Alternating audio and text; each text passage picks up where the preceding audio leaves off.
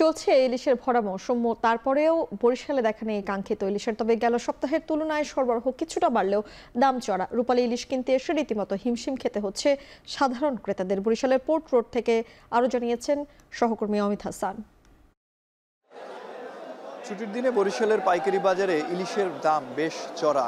ব্যবসায়ীরা বলছেন সরবরাহ কম থাকার কারণেই ইলিশ মাছের দামটি আসলে বেড়েছে এবং চলতি মৌসুমের শুরু থেকে ইলিশের দাম আমরা দেখছি যে ক্রমান্বয়ে বাড়তি রয়েছে এবং যার কারণেই কিন্তু ক্রেতারা কেনাকাটা করতে এসে কিছুটা হিমশিম খাচ্ছে। আজকে যদি বাজার দর বলি, সর্বনিম্ন যে ওজনের মাছটি রয়েছে 500 গ্রাম ওজনের মাছ, সেটিও কিন্তু আজকে 1200 টাকায় খুচরা বাজারে বিক্রি হচ্ছে এবং সর্বোচ্চ যে মাছটি রয়েছে 1.5 কেজি ওজনের, সেটি কিন্তু 2500 টাকা পর্যন্ত বিক্রি হচ্ছে।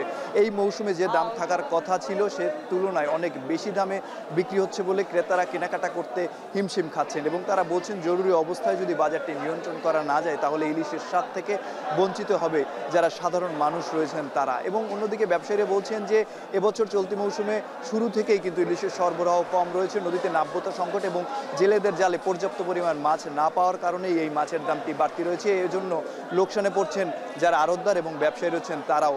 সুতরাং বলা যায় সব মিলিয়ে চলতি মৌসুমে যে ইলিশ মাছ থাকার কথা সে তুলনায় সবচেয়ে কম পরিমাণ ইলিশ কিন্তু এবছর বরিশালের বাজারে সরবরাহ হয়েছে, যার কারণেই বেশি দামে বিক্রি হচ্ছে রূপালী ইলিশ। বরিশালের মাছ বাজার থেকে এই ছিল আমার কাছে সর্বশেষ।